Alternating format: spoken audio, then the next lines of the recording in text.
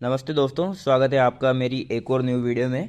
तो आज की इस वीडियो में हम मालगुडी डेज की 16वीं शॉर्ट स्टोरी द एक्स देखने वाले हैं। अब तक हमने 15 शॉर्ट स्टोरीज देख चुके हैं और आज हम 16वीं शॉर्ट स्टोरी द एक्स देखने वाले हैं। तो अगर आपने पहले वाली नहीं देखी है तो ज़रूर देखें, क्योंकि आपके आरपीएससी सेकंड ग्रेड में काफ़ी इंपॉर्टेंट है ये। तो बिना देरी के हुए चालू करते हैं। तो इसका नाम है द एक्स यानी कि कुल्हाड़ी। तो ये एक लड़के की कहानी है जिसका नाम रहता है वेलन। काफ़ी वो गरीब आदमी रहता है। तो शुरू करते हैं कि कोपल गांव है जिसमें वेलन रहता है। तो कोपल गांव में कभी एक ज्योतिषी आया था और भविष्यवाणी करके गया था कि वेलन एक 3 मंजिल के मकान में रहेगा जिसके चारों ओर बड़ा सा बाग भी होगा। यह सुनकर कोपल गांव वाले वेलन का मजाक उड़ाने लगे, क्योंकि वही गांव का सबसे बेचारा और गरीब आदमी था। उसके पिता के पास जो थोड़ी बहुत ज़मीन जायदाद थी वह भी उसने गिरवी रख ली थी, और अब उसका पूरा परिवार दूसरों की ज़मीनों पर थोड़े बहुत पैसों पर काम करने लगा था। वेलन को जरूर 3 मंजिला मकान मिलेगा, वाह वाह, ऐसा कहकर गांव वाले उसका मजाक उड़ाते थे। लेकिन 30-40 साल बाद यह ज्योतिषी अगर गांव वालों को मिलता तो वे उसे बिल्कुल सच भविष्यवाणी करने के लिए जरूर शाबाशी देते, क्योंकि 30-40 साल बाद वो बन गया था, बहुत ही अमीर आदमी बन गया था। मालगुडी कस्बे के एक सिरे पर बने महल नुमा कुमार बाग का वह अकेला निवासी हो गया था। मालगुडी कस्बे में बना था महल नुमा कुमार बाग, जिसका वह अकेला निवासी हो गया था। नाम याद रखना है कि उस घर का नाम क्या था, कुमार बाग। तो वेलन जब 18 वर्ष का हुआ तब उसने घर छोड़ दिया। उसके पिता ने दोपहर का खाना देर से लाने के लिए एक दिन उसे चाटा मार दिया। तब बहुत से लोग आसपास खड़े थे। वेलन ने खाने की टोकरी जमीन पर रख दी और एक क्षण घूर कर अपने पिता की ओर देखा और लौट पड़ा। घर न जाकर वो सड़क पर ही चलता रहा, तब तक चलता रहा जब तक शहर न पहुंच गया। 2 दिन वह भूखा प्यासा रहा, भीख मांगकर खाता रहा, और मालगुड़ी पहुंचकर बहुत सी ठोकरें खाने के बाद भी एक बूढ़े के साथ बाग लगाने में उसकी मदद करने के लिए उसके साथ रहने लगा। मतलब कि वो मालगुड़ी गांव पहुंच गया, कोपल गांव से वो मालगुड़ी पहुंच गया, जहां उसे एक बूढ़ा आदमी मिला जो कि एक माली था, यानी कि गार्डनर था। उसके साथ वो है ना एक बाग लगाने में उसकी मदद करने लग गया। लेकिन अभी तक है ना वो जो बाग रियल में नहीं लगा रहा था, केवल वो बूढ़ा अपने मन में सोच रहा था बाग लगाने की। तो ज़मीन थी उसके पास, ज़मीन जरूर कहीं एकड़ में फैली थी और कांटेदार पेड़ पौधों से भरी थी। दरअसल वो ज़मीन किसी मालिक की थी और वो जो बूढ़ा आदमी था वो वहाँ का माली था। वेलन का मुख्य काम यही था कि एक एक करके इन पेड़ पौधों को साफ करे। कड़ी धूप में वह हर रोज वह हाथ से इनको साफ करता रहता था। धीरे धीरे जंगल साफ हो गया, फुटबॉल के समतल मैदान की तरह हो गया।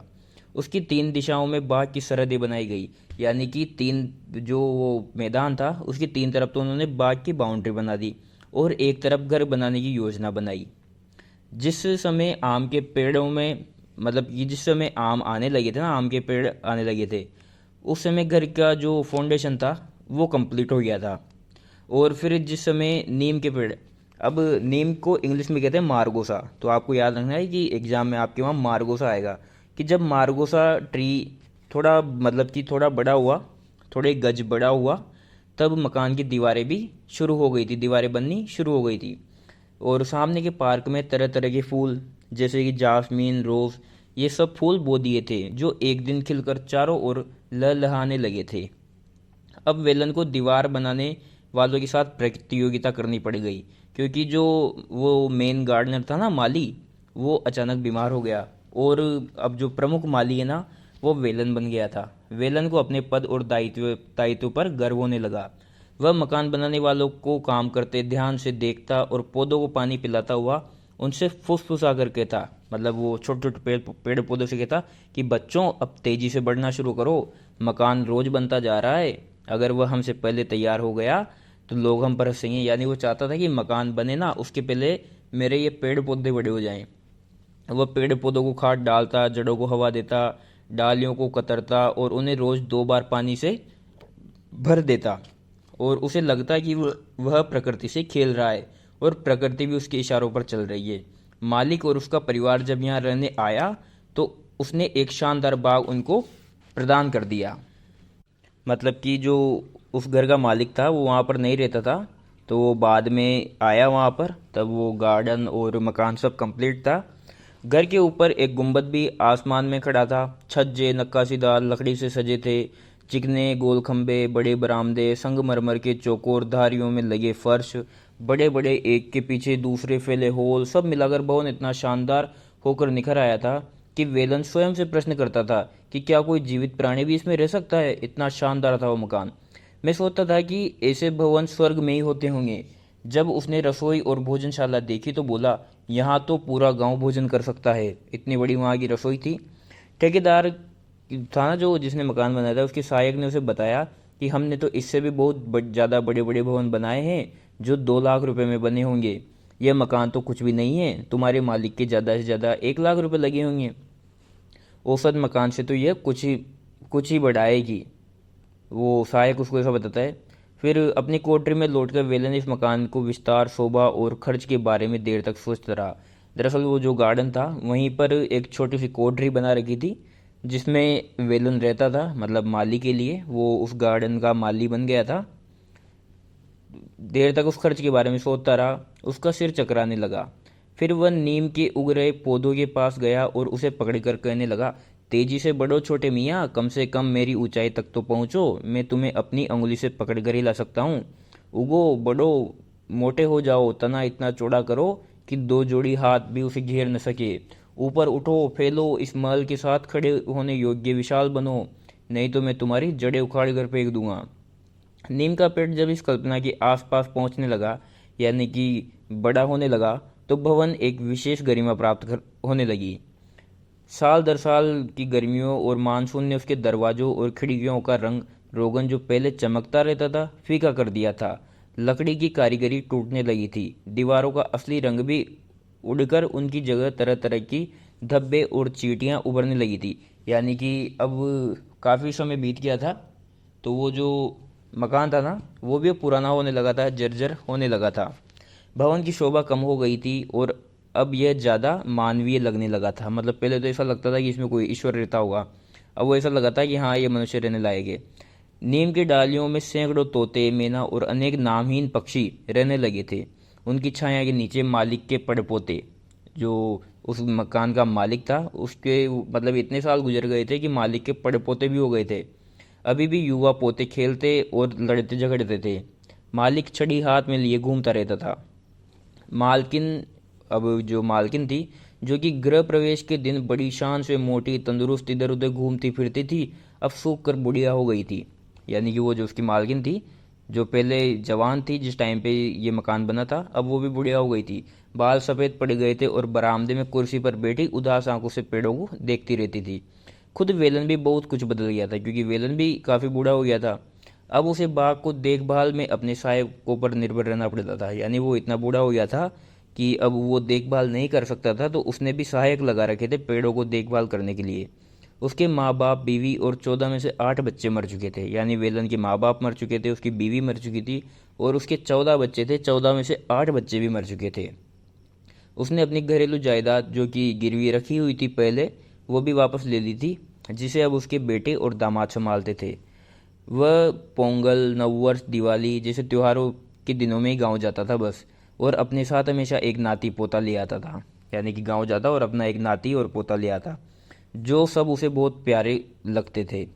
वेलन अब पूरी तरह से संतुष्ट और प्रसन्न था। जीवन में उसकी कोई और मांग नहीं थी। उसके मालिक का परिवार भी शांतिपूर्ण जीवन बिता रहा था।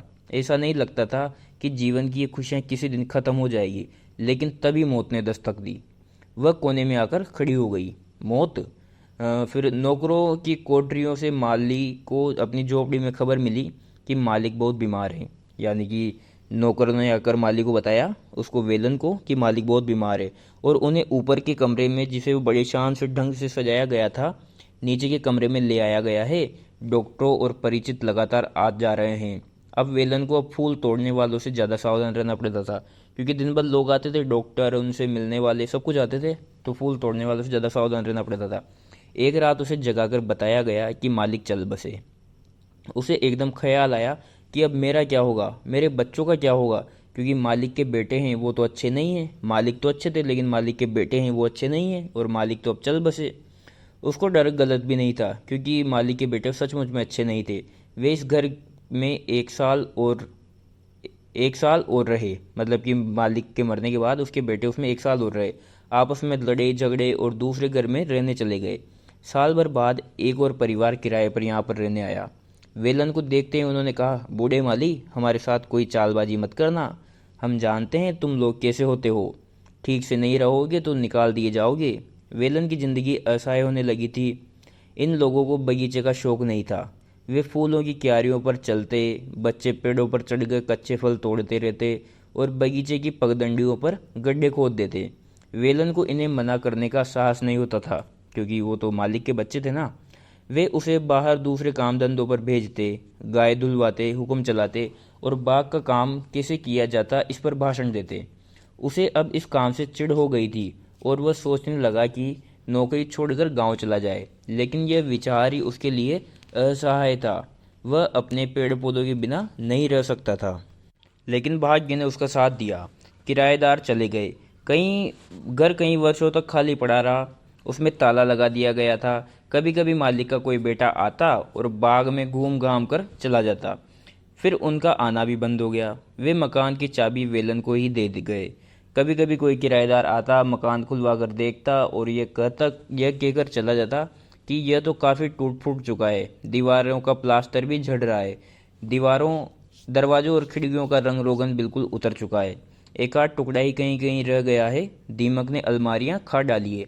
1 साल बाद दूसरा किराएदार आया, फिर तीसरा, फिर चौथा। कुछ महीने से ज़्यादा यहाँ कोई नहीं रहा। फिर इसके बारे में लोग कहने लगे कि यह मकान तो भूतिया है। मालिकों ने भी देखने के लिए आना बिल्कुल बंद कर दिया। वेलन अब पूरी तरह इसका मालिक हो चुका था। चाबियां उसके पास रहती थी। वह बूढ़ा भी हो रहा था, यद्यपि वह काम में लगा रहता।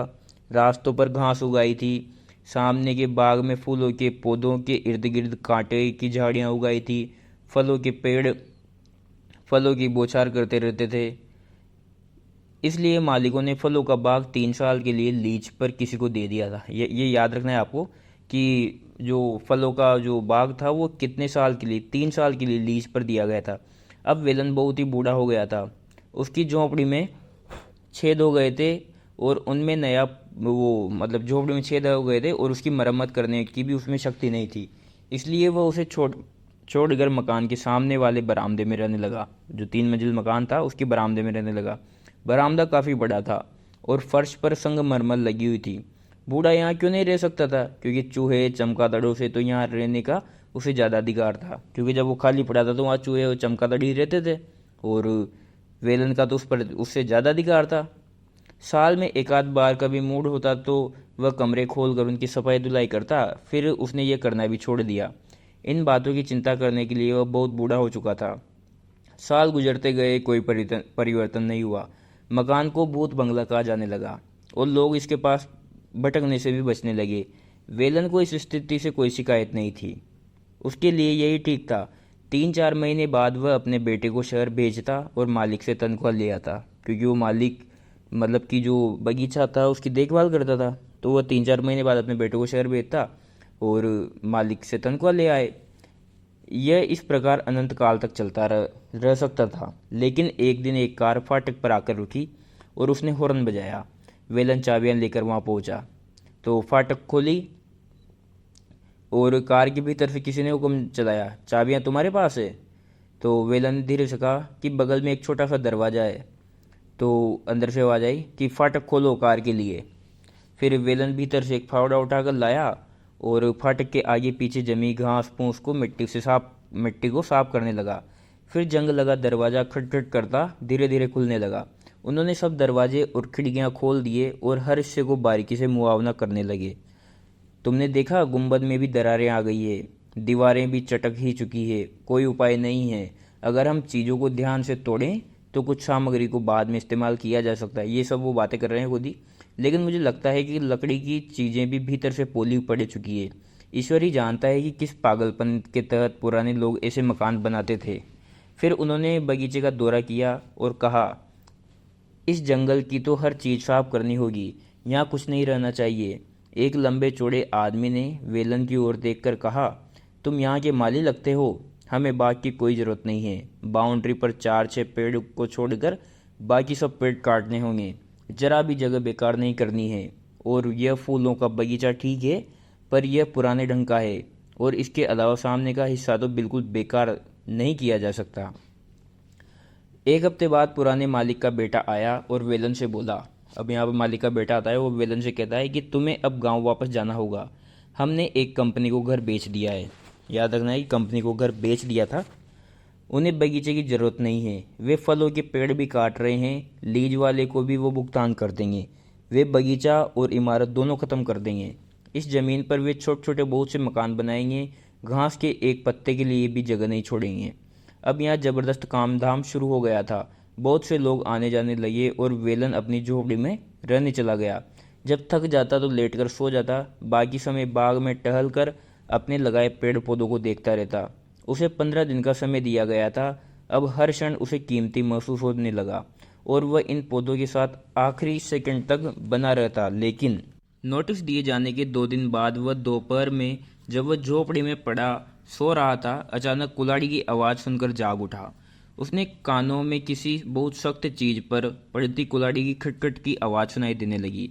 वह उठा और बाहर दौड़ा। देखा कि 4 आदमी नीम के चौड़े तने पर कुल्हाड़ियों से चोट कर रहे हैं, यानी कि उसे काट रहे हैं।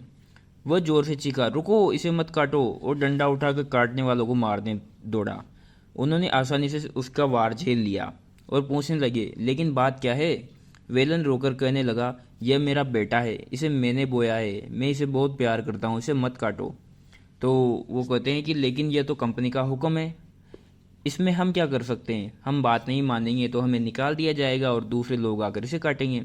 वेलन कुछ देर सोचता रहा, फिर बोला, तुम मेरे लिए इतना तो कर ही सकते हो, मुझे थोड़ा सा वक्त दो, मैं अपना सामान बांधकर यहाँ से चला जाऊँगा, उसके बाद जो चाहे करना। मजदूरों ने कुल्हाड़ियाँ रख दी और बैठ गए। वेलन पोटली बांधकर बाहर आया और बोला, तुमने इस बूढ़े पर बड़ी कृपा की है। फिर नीम को देखकर आंसू पोंछा और कहा, भाई, जब तक मैं बहुत दूर न निकल जाऊं तब तक इसे मत काटना। मजदूर बैठे रहे और बूढ़े को जाते देखते रहे। करीब आधे घंटे बाद काफ़ी दूर से उसकी बहुत धीमी आवाज़ सुनाई दी, अभी मत काटो, अभी मुझे आवाज़ सुनाई दे रही है, मैं ज़रा और दूर निकल जाऊं। और इसी के साथ ये स्टोरी ख़त्म हो जाती है और उसके जाने के बाद वो पेड़ काट देते हैं। तो ये थी मालगुडी डेज की 16वीं शॉर्ट स्टोरी द एक्स। तो आज हमने 16 शॉर्ट स्टोरीज पूरी कर ली है और गाइस आपके लिए काफ़ी मेहनत करके मैं ये वीडियोस बना रहा हूँ, तो प्लीज़ आप भी सभी वीडियोस को लाइक करें और अपने दोस्तों के साथ शेयर करें जो भी सेकंड ग्रेड की तैयारी कर रहे हैं, और लाइक ज़रूर करें, कमेंट ज़रूर कर दें। जितनी ज़्यादा लाइक और कमेंट आप करेंगे उतनी जल्दी मैं इसकी पूरी शॉर्ट स्टोरीज़ करवा दूंगा, मतलब कि जल्दी से जल्दी पूरी 32 शॉर्ट स्टोरीज हम कर लेंगे। तो प्लीज़ चैनल को सब्सक्राइब करें, वीडियो को लाइक करें। Thank you.